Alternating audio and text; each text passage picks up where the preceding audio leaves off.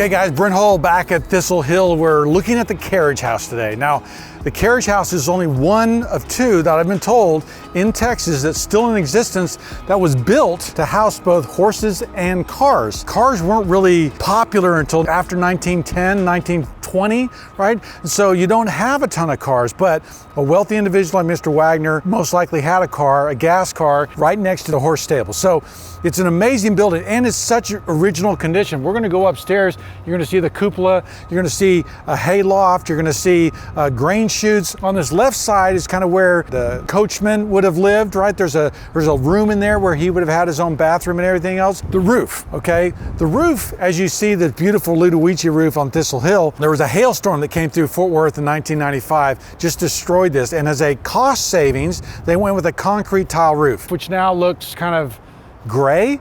Was green, okay? And this is why I don't like concrete roof tiles, is because they fade over time. And now we are gonna go back with the Ludowici roof, back the way it originally was, which is really exciting.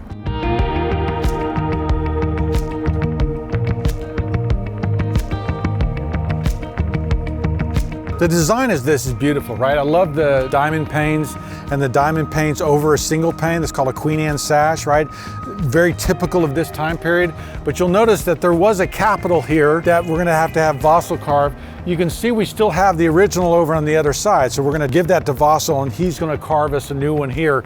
But really this thing is in pretty original condition. We've got masonry issues. And so really you're gonna see that the masonry in here, the mortar is actually falling out. And that's that soft lime mortar that doesn't last very long and needs to be repointed. I love things like this door, okay? Because we've got a beaded board door on the front side, this beautiful chamfered edge garage door on this side, really kind of unique and wonderful. We are now underneath the hayloft. So I want to show you these stables and kind of where the horses lived and how these have been changed over time. We've got these pine boards, right? And we've got these really pretty little covers that would have kept the horses separate. We've got oak beams here, pine above, but there is some oak in here, okay? And we know that they've been kind of chewed up over time. You can see an old hole where the post would have sat, and this was actually a gutter along here. And so, come look at this though. So these were the windows the horses could have looked out. Look what they did. They put metal atop of this wood. They did that so that the horses wouldn't chew the wood. And so you can see that the horses chewed the wood here a little bit, but look at the hardware on here, okay? There's some pretty nice Victorian hardware on there for a horse's stall, right? Don't really do things like that anymore. In general, this masonry looks pretty sound in here, but look what's happening right here. I can stick my finger through that. I mean, do you see that coming out? So it's not unusual for lime masonry to kind of lose its integrity like that. So areas like that are going to have to be repointed. Maybe the biggest contract on this job is going to be masonry. Maybe the biggest one, repointing the house, repointing this thing, getting it sound again. It's also maybe the most important money we spend, right? And that kind of fix is going to help it last another 100 years as much as anything else. And then let me show you this. So this, okay, is the grain chute, okay? And you're going to see it above that these walls are sloped down. And then there was a gate here. There was a handle that you would lift. Grain would come into the bucket and then you'd feed the horses, okay? There's one on this side and there's one on that side. This was a hay chute. You'd actually drop the hay from above and then pick the hay up and throw it into the stalls, right? Let them eat. And then look at this. Here's the old gas pump, right? So there was a gas well most likely underneath out in the yard somewhere. And then this would be cranked. You would pump your hose, take it over to the car, fill it up. But here's the gas portion of that. So we've got horses and cars right together. Really unique, really awesome.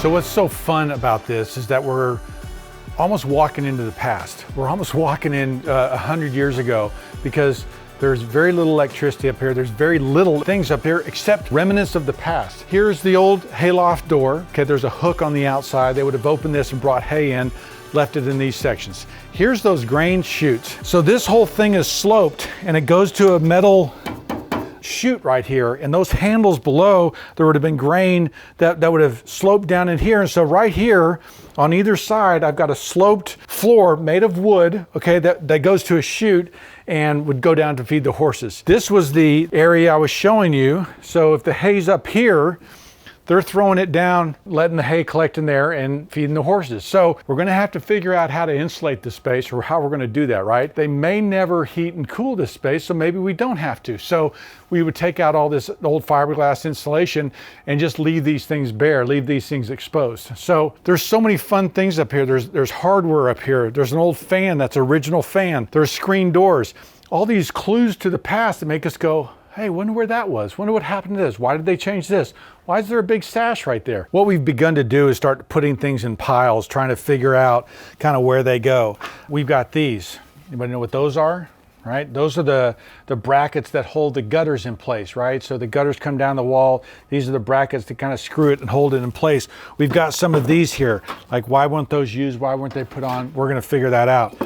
This is some kind of hay door, right? This would have been riding in a track over top. This would have been bolted to the door below. So we know we've got a piece like that. We've got a lot of hardware here, okay? And so where was it changed out? This is actually a really nice mortise lock, right? Some of you might want for your house. We've got some good things like this. This is an old tape balance. And so tape balances were used instead of chain and pulley. They're basically a tape measure. And if I pulled this out, it was sprung balanced and it would actually spring back. And you'd buy these by their pound pullage, right? So you would do those for different things. But there's all kinds of locks, all kinds of lighting, all kinds of, like this canopy, right? For a light, right? So that would go up against the ceiling and there would be a single light bulb here. That kind of thing would have been changed over time. I mean, talk about digging into the past, right? Everything has a story. Everything is really interesting. We've got pieces like this, right? You know, that is the neck for a handrail. And you can see underneath where the balusters went in, but why has that been taken out? What's going on? Pieces like this, right? What is this? It looks like a header for maybe a bed or for something. There's hardware that goes in here that connects it to something. All kinds of fun stuff that we'll dig into and figure out. And over the next 4, 5, 6 months, we've got to go through each of these things and kind of figure out what's original, what belongs here, what was brought here by mistake. We've got all kinds of furniture. Is any of it any good? I don't think so, but we're going to look at it and make sure that there's no hidden gems or antiques. But all kinds of fun stuff that tell us what happened in the past, all being held up here that we can really take advantage of and learn a lot more from. And look what Austin just saw. Anybody recognize that? Right? That's the Capitol that we were talking about downstairs in that column that we were wondering where it was.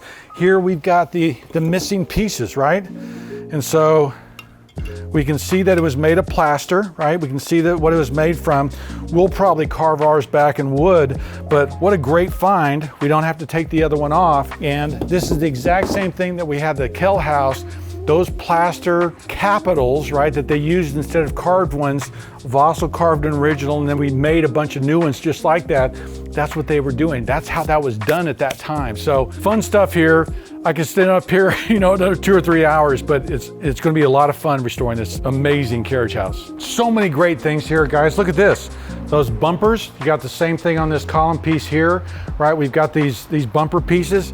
I've got those at my shop, right? We had those at the Staub house. These are, ways they kept people from bumping into the concrete and messing things up. Be sure to follow along with us on YouTube. It's going to be on our playlist. We're going to be restoring this. We're going to be restoring the main house, doing a lot of masonry, doing a lot of how-to. Great way to learn. And we can't wait to turn this house back to its glory here in a year or two. Should be right back there. I'm Brent Hull. Thanks for watching.